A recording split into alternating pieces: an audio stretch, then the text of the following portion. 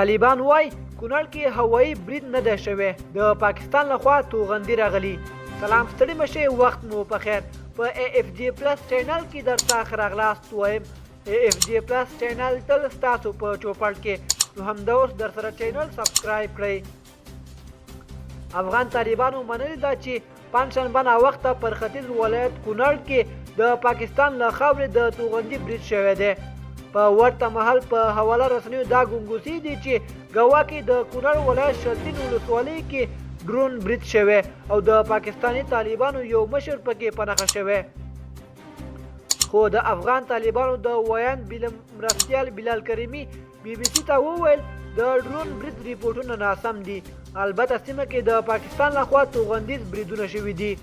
ښاغلي کریمي په دې اړه څه ونه ویل چې په دې برید کې څوک په نښه شوی، خو زیاته یې کړه چې توغندي په غرونو کې لګېدلي دي. د پاکستان حکومت او یا هم پوځي چارواکو تر دې دمه په دې اړه څه نه دي ویلي. خو بل لور ته کونړ ولایت کې د افغان طالبانو ځایي چارواکو BBC ته منلي ده چې هلته د بې پیلوټه الوتکې برید شوی دی. ګڼو پاکستاني او افغان خبریالانو پر حواله رسنیو ادعا کړې ده چې دې بریدونو کې د پاکستاني طالبانو مرستیال مشر مولوي فقیر محمد په نښه شوی.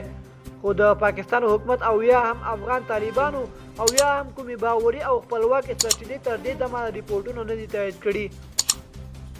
دا لومړی ځل نه دی چې د پاکستان لخوا په ختیځ کونړ ولایت کې توغندیز بریدونه کیږي.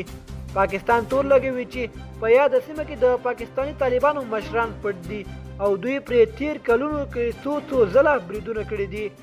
د افغانستان تیرو حکومتونو تل دا بریدونه غندل او له کابله د افغانستان او پاکستان خپلمنځي اړیکې هم ترینګلې ساتلې. دوستانو زموږ د نن ورځې خبر تر همدې ځایه و. د نورو تازه خبرونو لپاره زموږ یوټیوب چینل در سره سبسکرایب کړئ. والسلام.